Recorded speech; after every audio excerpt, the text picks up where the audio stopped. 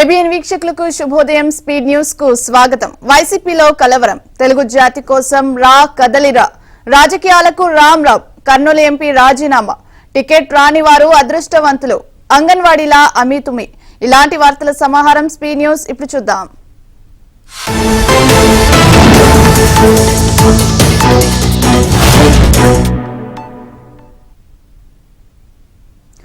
ఎన్నికలు సమీపిస్తున్న సమయంలో వైసీపీలో కలవరం మొదలైంది. మార్పులు చేర్పులు ఆ పార్టీని కుదిపేస్తున్నాయి. టికెట్లు రాని నేతలంతా ఇప్పుడు పక్క చూపులు చూస్తున్నారు.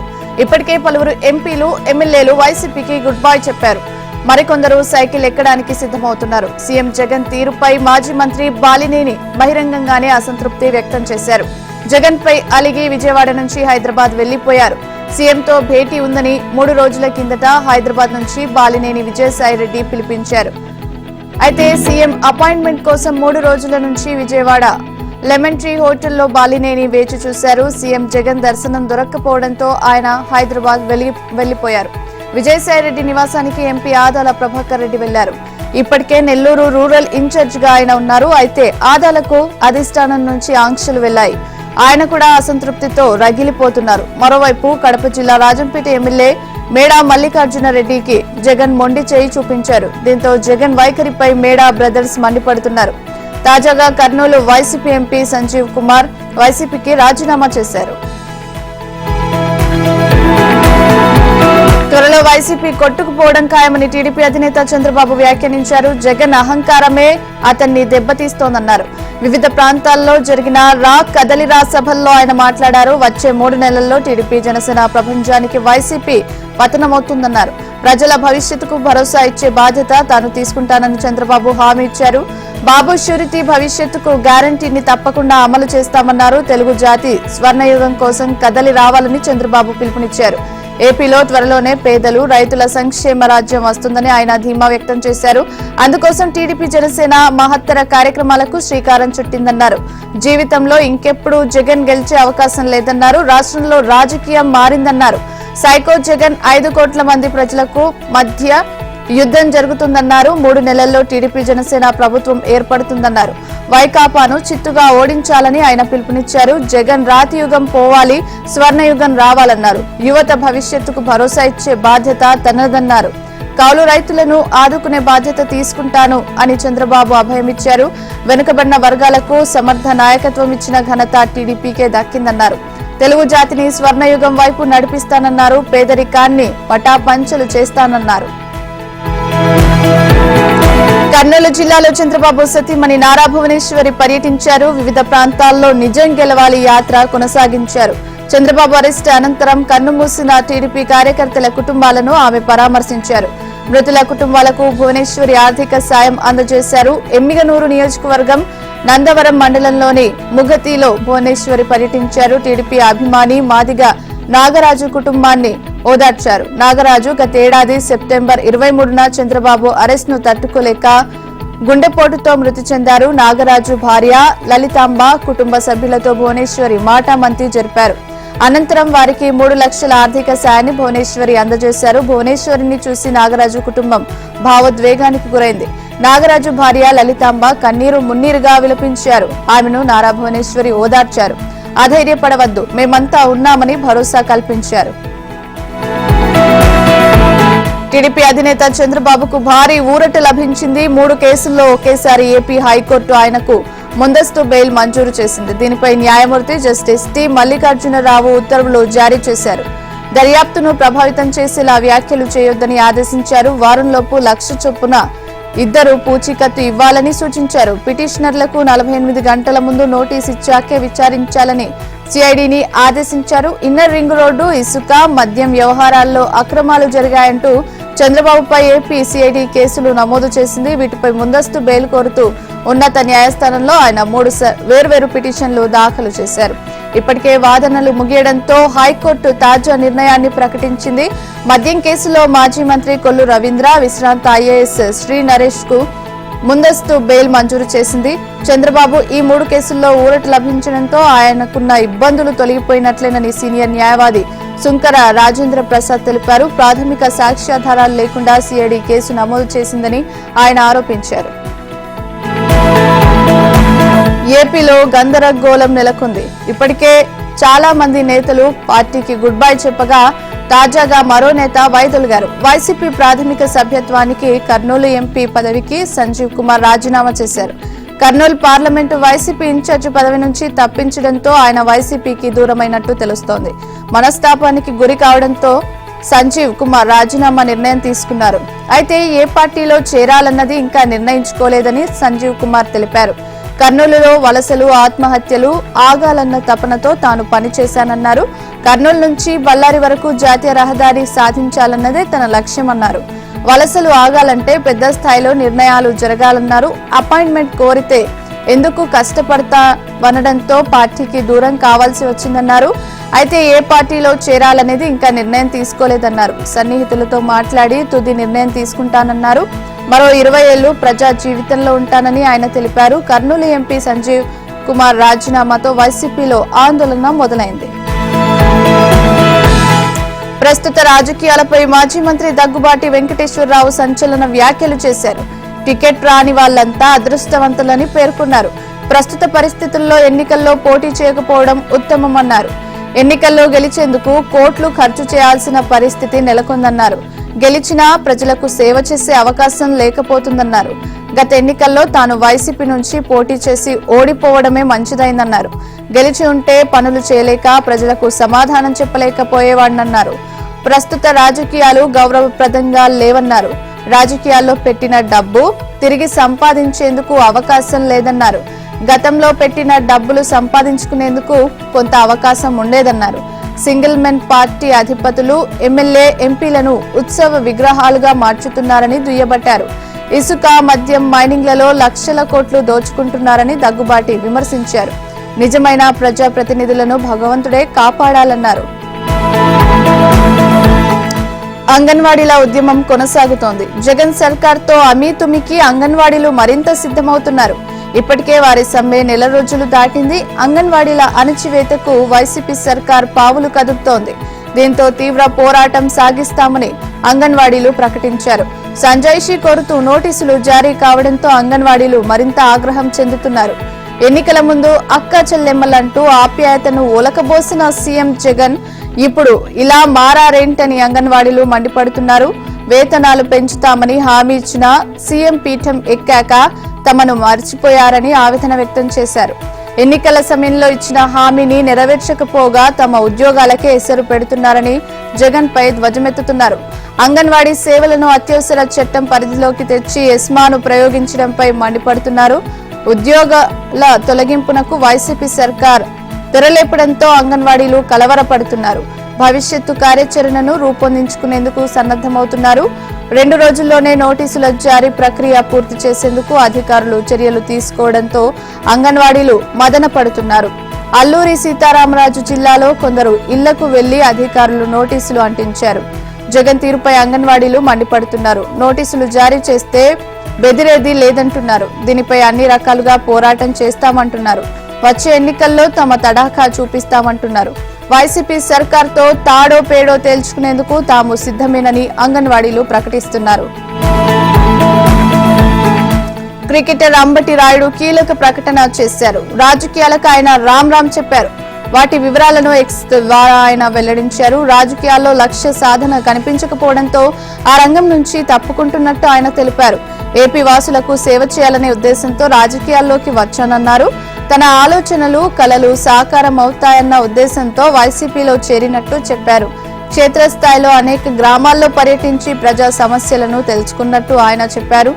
వ్యక్తిగతంగా సాధ్యమైనంత మేరకు సాయం చేశానన్నారు. వైసీపీతో కలిసి ముందుకెళ్తే లక్ష్య సాధన అసాధ్యమని తనకు అర్థమైందన్నారు. ఈ విషయంలో ఎవరిని తప్పుబట్టనప్పటికీ రాజకీయాలకు తాను స్వస్తి చెబుతున్నట్టు అంబటి ప్రకటించారు. తన ఆలోచనలకు వైసీపీ ఆలోచనలకు మధ్య పొంతన కుదరడం లేదన్నారు. ఎన్నికల్లో ఫలానా స్థానం నుంచి పోటీ చేయాలని తాను ఏనాడు అనుకోలేదన్నారు. వైసీపీకి రాజీనామా చేసిన క్రికెటర్ అంబటి రాయుడు తాజాగా జనసేన అధినేత పవన్ కళ్యాణ్ తో భేటీ అయ్యారు. రాజీనామాకు ముందు ఒకసారి పవన్ ను కలవమని తన స్నేహితులు చెప్పడంతో ఆయనతో భేటీ కావాల్సి వచ్చిందన్నారు. పవన్ సిద్ధాంతాల గురించి తెలుసుకోవాలని తన స్నేహితులు సలహా ఇచ్చారని ఆయన తెలిపారు. అందుకే పవన్ ను కలిసి మాట్లాడానన్నారు. ఆయన్ని కలవడం చాలా ఆనందంగా ఉంది. తెలంగాణ సీఎం రేవంత్ రెడ్డి కీలక ప్రకటన చేశారు. త్వరలో ఇందిరమ్మ గ్రామ కమిటీలను ఏర్పాటు చేస్తామన్నారు. ఖమ్మం, వరంగల్, కరీంనగర్, నల్గొండ, రంగారెడ్డి ఉమ్మడి జిల్లాల కాంగ్రెస్ నేతలతో ఆయన సమావేశమయ్యారు. సభాపతి ప్రసాద్ కుమార్, ఉప ముఖ్యమంత్రి భట్టి విక్రమార్క, ఆయా జిల్లాల ఇన్ఛార్జి మంత్రులు తుమ్మల నాగేశ్వరరావు, ఉత్తమ్ కుమార్ రెడ్డి, పొన్నం ప్రభాకర్ పాల్గొన్నారు. ఈ సందర్భంగా సీఎం మాట్లాడుతూ కాంగ్రెస్ ఇచ్చిన గ్యారంటీలు అమలు చేస్తామన్నారు. అవి సక్రమంగా ప్రజలకు చేరేలా చూడాలని సూచించారు. ప్రభుత్వానికి చెడ్డ పేరు తెచ్చే పనులు చేయొద్దన్నారు. నిజాయితీ, నిబద్ధత ఉన్న అధికారులను నియోజకవర్గాల్లో నియమించుకోవాలని సలహా ఇచ్చారు. అవినీతి అధికారులను ప్రోత్సహించేది లేదన్నారు. అధికారులు, పోలీసుల బదిలీల్లో పైరవీలకు తావులేదన్నారు.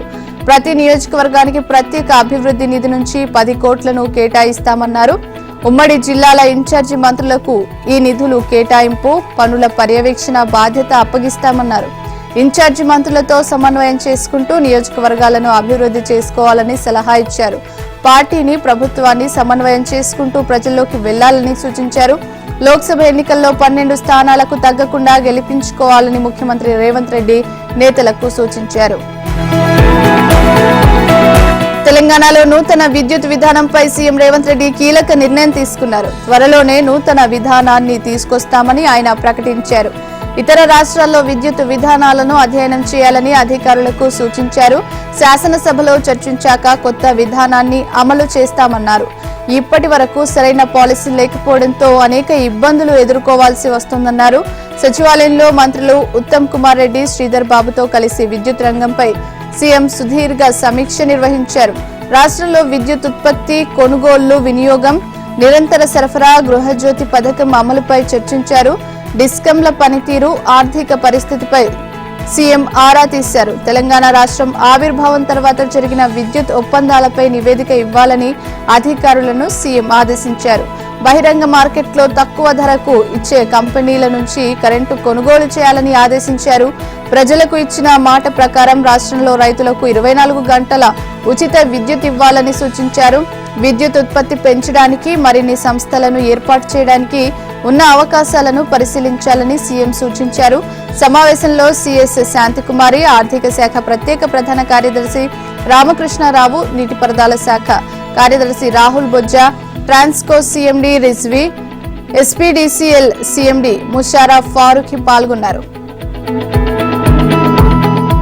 టీఎస్పీఎస్సీ చైర్మన్ జనార్దన్ రెడ్డి రాజీనామాను గవర్నర్ తమిళిసై ఆమోదించారు. 5 సభ్యుల రాజీనామాలను కూడా గవర్నర్ ఆమోదించారు. రాజీనామాల ఆమోదానికి ఎటువంటి అభ్యంతరం లేదని ప్రభుత్వం తేల్చి చెప్పింది. న్యాయ సలహాలు తీసుకున్న తర్వాత గవర్నర్ రాజీనామాలను ఆమోదించారు. గత చైర్మన్, బోర్డు హయాంలో జరిగిన పేపర్ లీకేజీ, ఇతర అవకతవకలపై సమగ్ర విచారణ కొనసాగించాలని ప్రభుత్వానికి సూచించారు. నిరుద్యోగుల జీవితాలతో మరెవరూ ఆటలాడకుండా చూడాలన్నారు. బాధ్యులపై కఠిన చర్యలు తీసుకోవాలని గవర్నర్ స్పష్టం చేశారు. సభ్యుల రాజీనామాల ఆమోదంతో టీఎస్పీఎస్సీ కొత్త బోర్డు ఏర్పాటు కానుంది. త్వరలో కొత్త కమిషన్ను ప్రభుత్వం ఏర్పాటు చేయనుంది. అందుకోసం ప్రభుత్వం పలువురి పేర్లను పరిశీలిస్తోంది. ఇప్పటికే పలు పరీక్షలు పూర్తయినా టీఎస్పీఎస్సీ ఫలితాలు ప్రకటించలేదు. కొత్తగా చైర్మన్, సభ్యుల నియామకం జరిగిన తర్వాత వాటిని వెల్లడించే అవకాశం ఉంది. టీఎస్పీఎస్సీ చైర్మన్ గతంలోనే రాజీనామా చేయాలని భావించారు. ప్రశ్నాపత్రాల లీకేజీ వ్యవహారం వెలుగులోకి రావడంతో కమిషన్పై తీవ్ర విమర్శలు చెలరేగాయి. లక్షల మంది నిరుద్యోగుల జీవితాలకు సంబంధించిన అంశంలో చైర్మన్ నిర్లక్ష్యంగా వ్యవహరించారని పలువురు బహిరంగ విమర్శలు చేశారు. ఆయన్ను తొలగించడంతో పాటు బోర్డును ప్రక్షాళన చేయాలని రాజకీయ పార్టీలు, నిరుద్యోగులు డిమాండ్ చేశారు. ఈ నేపథ్యంలో తన పదవికి రాజీనామా చేయాలని చైర్మన్ జనార్దన్ రెడ్డి నిర్ణయించుకున్నారు. ఆయన రాజీనామా నిర్ణయాన్ని అప్పటి బీఆర్ఎస్ ప్రభుత్వం తిరస్కరించారు. ఏపీలో మున్సిపల్ కాంట్రాక్టు కార్మికులు సమ్మె విరమించారు. నేటి నుంచి విధులకు హాజరవుతున్నట్టు ప్రకటించారు. అమరావతి సచివాలయంలో మంత్రుల కమిటీ మున్సిపల్ కార్మిక సంఘాల నేతలతో చర్చలు జరిపింది. దీంతో సమ్మెను తాత్కాలికంగా విరమిస్తున్నట్టు కార్మికులు ప్రకటించారు. ప్రభుత్వం ఇచ్చిన హామీలన్నింటిపై జీవోలు వచ్చిన తర్వాత పూర్తిగా విరమిస్తామని ప్రకటించారు. ఆరోగ్య భత్యాన్ని కూడా జీతంతో కలిపి ప్రస్తుతం ఇస్తున్న 15,000ను 21,000కు పెంచుతున్నట్టు మంత్రుల కమిటీ తెలిపింది. మంత్రి బొత్స సత్యనారాయణ, ప్రభుత్వ సలహాదారు సజ్జల రామకృష్ణారెడ్డి, మున్సిపల్ శాఖ ప్రత్యేక ప్రధాన కార్యదర్శి Srilakshmi, AP municipal workers employees union ప్రధాన కార్యదర్శి కె ఉమామహేశ్వరరావు, మున్సిపల్ కార్మికుల జేఏసీ నాయకులు సుబ్బారాయుడు చర్చల్లో పాల్గొన్నారు. అనంతరం మంత్రి బొత్స సత్యనారాయణ, మున్సిపల్ కార్మిక సంఘాల నాయకులు మీడియాతో మాట్లాడారు. పారిశుద్ధ్య పనులు చేసే కార్మికులు క్లీన్ ఎన్విరాన్మెంట్ వర్కర్స్ అనే కొత్త కేటగిరీ కిందకు తీసుకొస్తామని మంత్రి బొత్స చెప్పారు. వారికి వేతనం, ఆరోగ్య భృతితో కలిపి నెలకు 21,000 ఇవ్వడానికి అంగీకరించామన్నారు.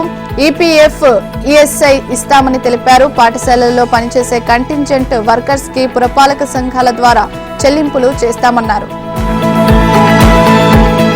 ఎన్నికల్లో పెద్ద ఎత్తున పాల్గొనాలని కేంద్ర ఎన్నికల సంఘం ప్రధాన అధికారి రాజీవ్ కుమార్ ఓటర్లకు విజ్ఞప్తి చేశారు. ఏపీలో ఎన్నికలు స్వేచ్ఛగా, పారదర్శకంగా నిర్వహిస్తామన్నారు. విజయవాడలో ఆయన మీడియాతో మాట్లాడారు. ఓటర్ల జాబితాలో మార్పులపై కొన్ని పార్టీలు ఆందోళన వ్యక్తం చేశాయన్నారు. పారామిలిటరీ బలగాలతో ఎన్నికలు నిర్వహించాలని ఓ పార్టీ కోరిందన్నారు. అందువల్లే ఆంధ్రప్రదేశ్ ను సందర్శించామన్నారు. ఈ నెల 22న ఓటర్ల తుది జాబితాను విడుదల చేస్తామని రాజీవ్ కుమార్ తెలిపారు. ఎన్నికల్లో ఓటర్లు పెద్ద ఎత్తున పాల్గొనాలని ఆయన విజ్ఞప్తి చేశారు. ఏపీ, తెలంగాణలో 2 చోట్ల కొందరు ఓట్లు నమోదు చేసుకున్న అంశాన్ని ఓ పార్టీ ప్రస్తావించిందన్నారు. ఎన్నికల్లో ధన ప్రభావాన్ని నియంత్రించాలని కొన్ని పార్టీలు కోరాయని ఆయన తెలిపారు. ఏపీలో మొత్తం 4.07 కోట్ల మంది ఓటర్లు ఉన్నారని ఆయన వివరించారు. వారిలో మహిళలు 2.07 కోట్లు కాగా పురుషులు 1.99 కోట్ల మంది ఉన్నారని ఆయన తెలిపారు. ఏఈలో మహిళా ఓటర్లు అధికారికంగా ఉండడంతో శుభ పరిణామమన్నారు. ఇంటి వద్ద నుంచి ఓటు వేసేందుకు 5.8 లక్షల మందికి అవకాశం ఉందన్నారు. తొలిసారి ఓటు హక్కు వినియోగించుకునే వారి సంఖ్య 7.88 లక్షలు కాగా 10 ఏళ్లు దాటిన వృద్ధులు 1,174 మంది ఉన్నారని ఆయన వివరించారు. బీఆర్ఎస్ మరింత బలోపేతం కావాలని పార్టీ కార్యనిర్వాహక అధ్యక్షుడు కేటీఆర్ ఆకాంక్షించారు. లోక్సభ ఎన్నికల నాటికి పార్టీకి జవసత్వాలు సమకూరాలని పిలుపునిచ్చారు. కాంగ్రెస్ పార్టీకి అసలు సినిమా ముందుందని ఆయన వ్యాఖ్యానించారు. విధ్వంసమైన తెలంగాణను 10 ఏళ్లలో కేసీఆర్ వికాసం వైపు నడిపించారన్నారు. తెలంగాణను వేగంగా అభివృద్ధి చేయాలనే తపనతో కేసీఆర్ పనిచేశారన్నారు. ఎక్కువ సమయాన్ని పాలనకే కేటాయించారని వివరించారు. పరిపాలనపై పూర్తి స్థాయిలో దృష్టి పెట్టారని తెలిపారు. అందువల్లే పార్టీకి ఎక్కువ సమయం కేటాయించలేదన్నారు. తెలంగాణ భవన్లో వరంగల్ లోక్సభ సన్నాహక సమావేశంలో కేటీఆర్ ప్రసంగించారు. పార్టీని బలోపేతం చేసే దిశగా ముందుకు సాగాలని పార్టీ శ్రేణులకు కేటీఆర్ పిలుపునిచ్చారు. ఏపీ మంత్రి ఆదిమూలపు సురేష్ కుల వివాదంలో చిక్కుకున్నారు. ఆయన ఎస్సీ కాదన్న ప్రచారం ఊపందుకుంది. ఒంగోలు కలెక్టరేట్ కు ఆయనపై ఫిర్యాదు అందింది. కలెక్టరేట్ లో ఏర్పాటు చేసిన గ్రీవెన్స్ సెల్ లో ఓ వ్యక్తి మంత్రి సురేష్ పై ఫిర్యాదు చేశారు. మంత్రి ఆదిమూలపు సురేష్ ఎస్సీ కాదని ఫిర్యాదు సారాంశం. ఫిర్యాదుపై విచారణ చేయాలని మార్కపురానికి చెందిన పి ఇమాన్యుయల్ ను కలెక్టర్ కోరారు. సురేష్ పేరెంట్స్ జెడ్పీ హై స్కూల్లో హెచ్ఎంలుగా పనిచేసి రిటైర్ అయ్యారని తెలిపారు. తర్వాత బీసీలుగా క్రిస్టియన్ కోటాలో Sri Rayalaseema Christian minority college ని ఏర్పాటు చేశారని ఆయన వివరించారు. ఆ ప్రకారం సురేష్ బీసీ కిందకు వస్తారని ఆయన ఫిర్యాదులో పేర్కొన్నారు. మంత్రి సురేష్ పై విచారణ జరపాలని ఇమాన్యుయల్ కోరారు. దీంతో మంత్రి ఆదిమూలపు సురేష్ వ్యవహారం ప్రస్తుతం హాట్ టాపిక్ గా మారింది. చార్మినార్ ఎక్స్ప్రెస్ రైలు పట్టాలు తప్పింది. నాంపల్లి రైల్వే స్టేషన్ లో ప్రమాదం జరిగింది. చెన్నై నుంచి వస్తున్న రైలు 5వ నంబర్ ప్లాట్ఫామ్ పైకి దూసుకుపోయింది. డెడ్ ఎండ్ గోడను ఢీకొట్టింది. దీంతో 3 బోగీలు పట్టాలు తప్పాయి. దీంతో రైల్లోని ప్రయాణికులు హాహాకారాలు చేశారు. రైల్లో ఉన్నవారే కాకుండా స్టేషన్ లో ఉన్న ప్రయాణికులు తీవ్ర భయాందోళనకు గురయ్యారు. ఒక్కసారిగా ట్రైన్ కుదుపునకు గురవ్వడంతో పలువురు ప్రయాణికులు బోగీల నుంచి కింద పడి గాయపడ్డారు. అప్పటికే రైలు దిగేందుకు సిద్ధంగా ఉన్న పలువురు ప్రయాణికులు ఆ కుదుపుతో కింద పడ్డారు. వారిలో 6గురికి స్వల్ప గాయాలయ్యాయి. S2, S3, S6 బోగీలు పాక్షికంగా దెబ్బతిన్నాయి. స్టేషన్ లో ఆగేందుకు రైలు నెమ్మదిగా రావడంతో పెను ప్రమాదం తప్పింది. లోకో పైలట్ తప్పిదంతోనే ఈ ఘటన జరిగినట్టు అనుమానిస్తున్నారు. ఈ ఘటనలో లోకో పైలట్ తో పాటు జీవీ రెడ్డి, నీరజ్, ఎండి యాకూబ్ బాషా, పి శ్రీనివాస్, ఎండి ఇబ్రహీం, శివానందచారి గాయపడ్డారు. గాయపడిన ప్రయాణికులను చికిత్స కోసం లాలగూడలోని ఆసుపత్రికి తరలించారు. రైల్వే సిబ్బంది, ఆర్పీఎస్, జీఆర్పీ సిబ్బంది ఘటనా స్థలానికి చేరుకుని సహాయక చర్యలు చేపట్టారు. ఘటనా స్థలాన్ని దక్షిణ మధ్య రైల్వే అదనపు జనరల్ మేనేజర్ ఆర్ ధనుంజయులు, అదనపు డివిజనల్ మేనేజర్ సందర్శించారు. జాకీలతో రైలు చక్రాలను తిరిగి పట్టాలపైకి ఎక్కించారు. తర్వాత ను కోచ్ మెయింటెనెన్స్ యార్డుకు తరలించారు. ఇతర రైళ్లకు ఆటంకం లేకుండా రైల్వే ట్రాక్ ను క్లియర్ చేశారు. ఉదయం ప్రమాదానికి గురైన చార్మినార్ ఎక్స్ప్రెస్ సాయంత్రం తిరిగి తంబరానికి బయలుదేరింది. ఒడిశా ముఠా గుట్టు రట్టయింది. గంజాయి చాక్లెట్ల వ్యవహారం బయటపడింది. విద్యార్థుల వింత ప్రవర్తనతో ముఠా అరాచకాలు వెలుగు చూశాయి. బడికొచ్చే పిల్లలంతా వింతగా ప్రవర్తించడంతో టీచర్లకు అనుమానం మొదలైంది. ఆల్కహాల్ లాంటి వాసనలు లేకపోవడంతో వ్యవహారం పోలీసుల దృష్టికి వెళ్లింది. ఈ తతంగంపై నిఘా పెట్టిన శంషాబాద్ జోన్ ఎస్ఓటి పోలీసులు పిల్లలు తినే చాక్లెట్లలో గంజాయి ఉందని పసిగట్టారు. పిల్లలకు మత్తును అలవాటు చేసే కస్టమర్లను పెంచుకునే ఉద్దేశంతో ఒడిశా ముఠా కుట్ర పన్నిందని పోలీసులు గుర్తించారు. 3 నిందితులకు బేడీలు వేసి రిమాండ్ కు తరలించారు. ఈ విషయాన్ని శంషాబాద్ డీసీపీ నారాయణ రెడ్డి తెలిపారు. కొత్తూరు ఉన్నత పాఠశాల విద్యార్థుల ప్రవర్తనలో తేడా కనిపించడంతో తమకు ఫిర్యాదు అందిందన్నారు. విద్యార్థుల వింత ప్రవర్తనపై హెచ్ఎం అంగుర్ నాయక్ తమకు ఫిర్యాదు చేసినట్టు డీసీపీ తెలిపారు. విద్యార్థులంతా చార్మినార్ గోల్డ్ అనే పేరుతో ఉన్న చాక్లెట్లు తింటున్నట్టు గుర్తించారు. ఒడిశాకు చెందిన వీరేంద్ర బోహ్రా, సోమనాథ్ బెహరా, సూర్యమణి సాహు నిర్వహిస్తున్న కిరాణా షాప్ లో గంజాయి చాక్లెట్లను విక్రయిస్తున్నట్టు తమ దర్యాప్తులో తేలిందని డీసీపీ తెలిపారు. టీడీపీకి విజయవాడ ఎంపీ కేశినేని నాని రాజీనామా చేశారు. ఈ మేరకు టీడీపీ అధినేత చంద్రబాబుకు లేఖ రాశారు. టీడీపీలో తనకు కల్పించిన అవకాశాలపై కేశినేని కృతజ్ఞతలు తెలిపారు.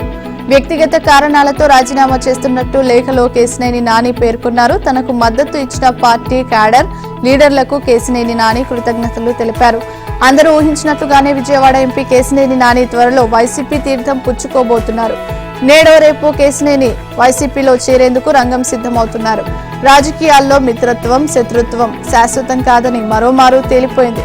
విజయవాడ వెస్ట్, తూర్పు నియోజకవర్గాల్లో వెల్లంపల్లి శ్రీనివాస్, దేవినేని అవినాష్ పై పరుష పదజాలంతో దూషణలకు దిగడమే కాకుండా ఒక సందర్భంలో నువ్వెంత అనే స్థాయికి వెళ్లిన నేతలు ఒకే కారులో కనిపించారు. ఎంపీ కేశినేని నాని, వెల్లంపల్లి శ్రీనివాసరావు, దేవినేని అవినాష్లు ఒకే కారులో సీఎం క్యాంపు కార్యాలయానికి వెళ్లడం రాజకీయ విశ్లేషకులను నివ్వెరపరిచింది. కేశినేని నానితో పాటు తిరువూరుకు చెందిన టీడీపీ నేత నల్లగట్ల స్వామిదాసు, ఆయన సతీమణి సుధారాణి వైసీపీలో చేరనున్నారు. తాను త్వరలోనే వైసీపీలో చేరుతానని కేశినేని నాని ఇప్పటికే ప్రకటించారు. రాహుల్ గాంధీ భారత్ జోడో న్యాయ యాత్రకు ఆంక్షలు ఎదురవుతున్నాయి. రాహుల్ యాత్రకు పర్మిషన్ లేదని మణిపూర్ ప్రభుత్వం ప్రకటించింది. ఇప్పటికే మణిపూర్ ప్రభుత్వం ఉత్తర్వులు విడుదల చేసింది. యాత్రను జెండా ఊపి ప్రారంభించేందుకు మాత్రమే అనుమతిస్తామని తెలిపింది. ఆ కార్యక్రమానికి కూడా పరిమితి స్థాయిలోనే నేతలు పాల్గొనాలని సూచించింది. ఈ నెల 14న మణిపూర్ టు ముంబై యాత్ర ప్రారంభం కావాల్సి ఉండగా తొలి నుంచి ఈశాన్య రాష్ట్ర ప్రభుత్వం అభ్యంతరం చెబుతూనే వచ్చింది. ఇప్పుడు శాంతి భద్రతల పరిస్థితిని ప్రస్తావిస్తూ యాత్రకు అనుమతిని నిరాకరిస్తోంది. కేవలం యాత్ర ప్రారంభం సూచన కారణంగానే జెండా ఊపేందుకు మాత్రమే అనుమతిస్తుంది. మరోపక్క తెలంగాణలో జోడో న్యాయ యాత్రకు సంబంధించిన జోష్ కనిపిస్తోంది. స్వయంగా ముఖ్యమంత్రి రేవంత్ రెడ్డి తన సొంత వాహనానికి యాత్ర స్టిక్కర్ అంటించారు. స్టిక్కర్ పై భారత్ జోడో న్యాయ యాత్ర అని ముద్రించి ఉంది. రేవంత్ చర్యలతో కాంగ్రెస్ శ్రేణుల్లో నూతన ఉత్తేజం నెలకొంది. ఎమ్మెల్యే కొడాలి నానిపై టీడీపీ నేత బుద్దా వెంకన్న తీవ్ర స్థాయిలో మండిపడ్డారు. గుడివాడకు తాము 5 రేబీస్ ఇంజెక్షన్లు పంపుతున్నామని చెప్పారు.